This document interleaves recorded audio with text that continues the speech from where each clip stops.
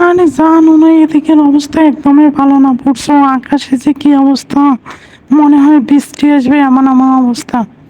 আল্লাহ, বৃষ্টি আসলে আমাদের ক্ষেতের অবস্থা তো শেষ, এবারের যে অবস্থা।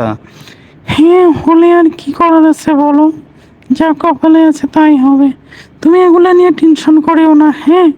দেখো, যেটা নিয়ে টেনশন করলে কিছু হবে না, সেটা নিয়ে টেনশন করে লাভ আছে বলো?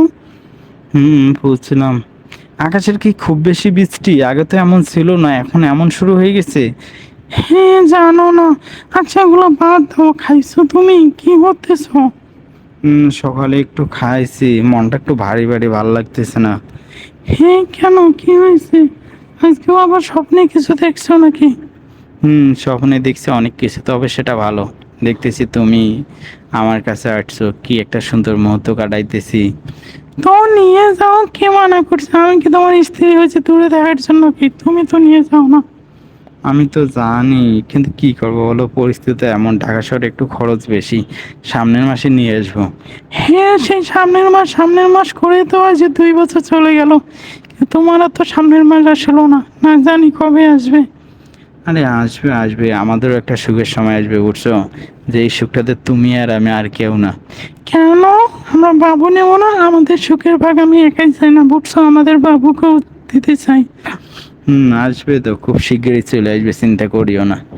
হ্যাঁ, আসুক।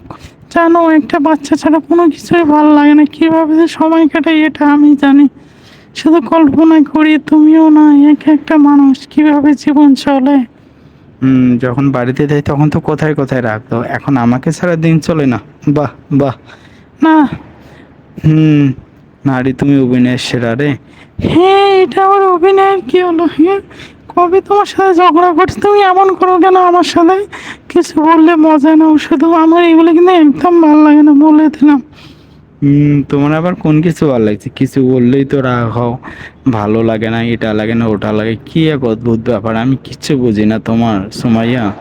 হ্যাঁ, তোমাকে বুঝতে হবে না। হ্যাঁ, যে বেশি ভালোবাসে সে বেশি রাগও দেখে, এটা জানো তো? আমি যখন রাগ দেখি তখন ভালোবাসি, তুমি রাগও দেখো না, তুমি আমাকে ভালোবাসো না।